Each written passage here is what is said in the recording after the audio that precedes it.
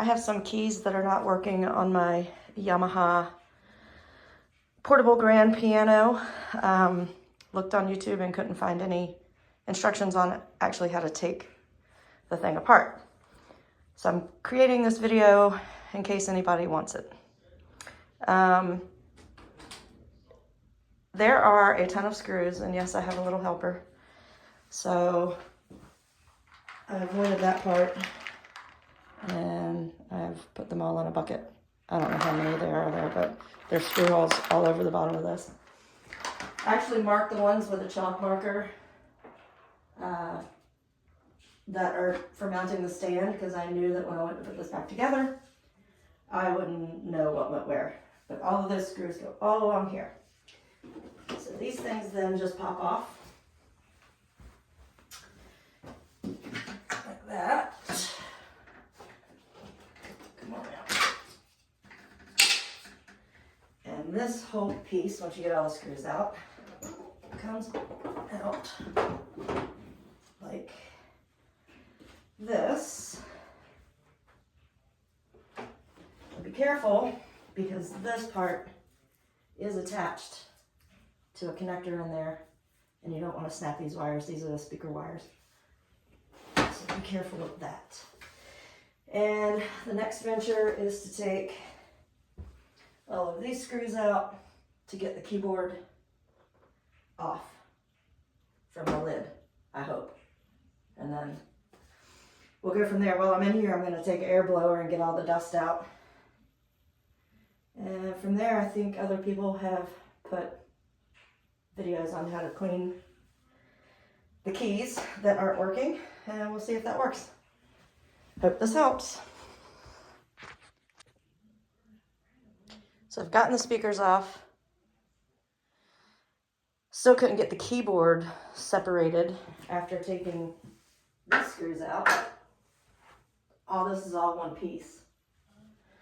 I took these screws out thinking that would help, but apparently all that does is keep the decorative piece in place.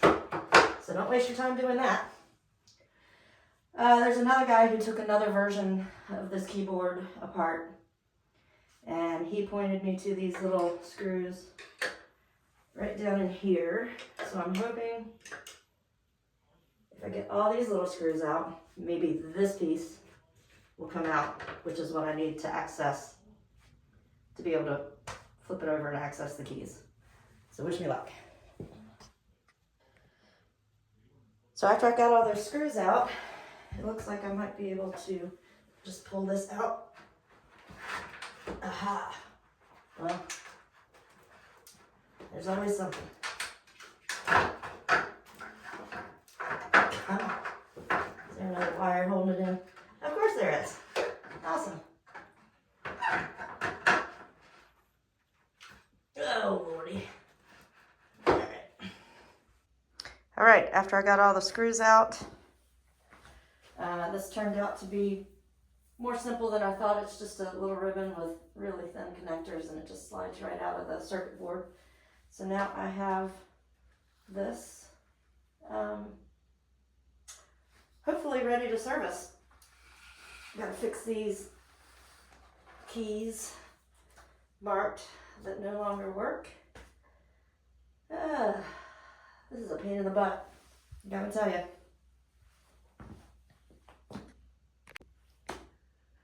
Guess what? There's more screws. So I gotta take all these little screws out, and hopefully they will, this whole section will pop off. We shall see.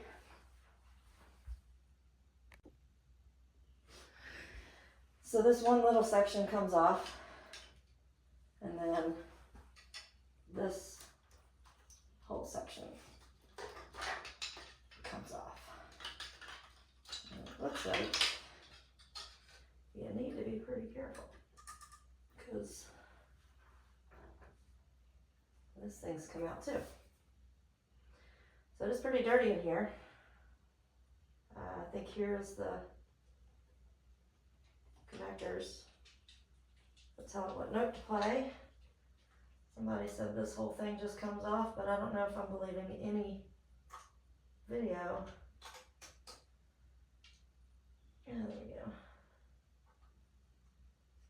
Well, it looks pretty dirty in here. There's dog hair and cat hair and dust, so I'm gonna get a little air blower and blow all this stuff out.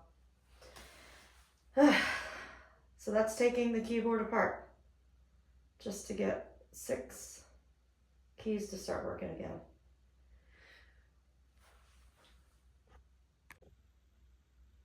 So at this point I've decided just to take all the keys off, even though I got a select few. Mine doesn't look extremely dirty, but it does have lots of dog hair. Some of the ones I've seen online are all corroded and rusted, and I'm not sure what's really gonna fix it. I don't really know what's causing it. I don't know if it's the contact under here or if it's something along here, but I'm gonna dust them all off. And I just decided to do this so I can kind of keep them all straight. I didn't know if there was a, ooh, I do see a little something right there. It's very suspect. So yeah, hopefully when I get it cleaned and put it all back together, it will work, but there's no way to tell, I don't think, until you get it all back together. And that's unfortunate, because it is a pain in the butt to take this thing apart.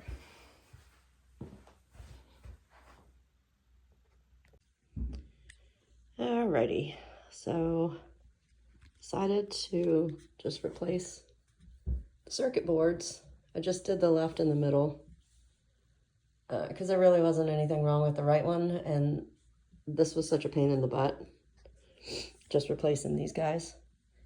It's a bunch of little screws again. These ribbons right here are single-stranded, so they were really hard to get back in. You had to line them up. I crimped one accidentally over here, so crossing my fingers that that'll work. This ribbon is just like a flat piece, so that was pretty okay to get in there, but these little individual ones, they're teeny itsy bitsy wires that go into the, let's see, this is an old one, that go into these little guys, and they lock in. So this is the old circuit board.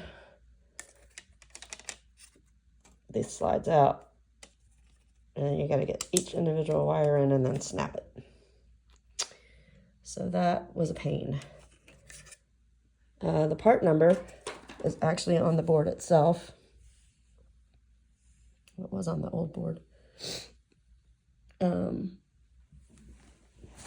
have this particular keyboard. Here's one part number. And here's the left one. And then the right one I did not open. I got these at Sweetwater Music here in the States. Helped me find it. And yes, I need a beer to chill out after doing this project. Anyway, I'm going to leave the right one on and cross my fingers that it works when I get this piece back together. If not, I guess it's just a big hunk of junk. And just when I thought this couldn't get more frustrating, trying to get these little rubber pieces back in their little hole, ended up having to get a toothpick and guiding it in with a toothpick. I'm sure in China they have a nice machine that does this for you, or a repair shop might have something, but in order to get those little plastic pieces right there back into the hole, these little teeny holes, the only way I could figure to do it was a toothpick. There you go. So I have it semi put back together. I didn't screw in all the screws because I wanted to see if it was going to work first. And as I suspected, these 4 lower keys where I bent the pin or crimped the pin on the ribbon aren't working, but every other key works all the way up.